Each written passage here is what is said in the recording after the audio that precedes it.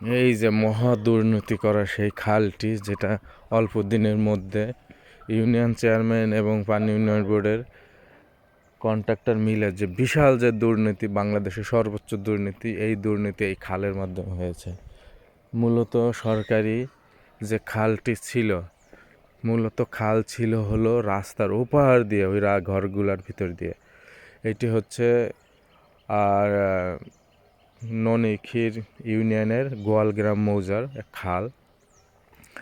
এই খালটি যখন খনন করে, ওই পাশ দিয়ে মূলত খালটি খনন করার কথা ছিল, কিন্তু তারা ব্যক্তি স্বার্থের জন্য তারা এই দিক দিয়ে রাস্তা পুরা মাটি কেটে ব্যক্তি স্বার্থে বিক্রি করে তারা নিজের স্বার্থের জন্য মানুষের জায়গার উপর দিয়ে জোর করে মাটি ফেলে রাস্তা করে গেছে। এবং এখন জনগণের দাবি এবং ভুক্তভোগীদের দাবি যাতে এই রাস্তাটি তাদের জায়গা বুঝিয়ে দিয়ে যাতে করা হয়, সেটা বিশেষভাবে প্রশাসন এবং সরকারের কাছে এই লোকজন অনুরোধ জানিয়েছে। যখন মাটি কাটে তখন বিভিন্নভাবে বাধা দেওয়া, মানুষের হুমকি ধামকির মুখে রাখা হয়েছিল, এমনকি কোনো ছবি ভিডিও করতে দেওয়া হয় না।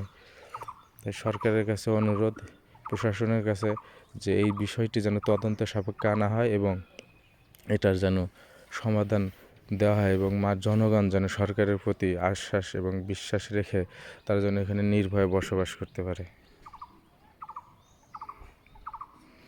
দেখা যাচ্ছে যে এই যে খাম্বাগুলি, হ্যাঁ, এখানে ছিল, সেই খাম্বা সরিয়ে নেওয়া হয়েছে।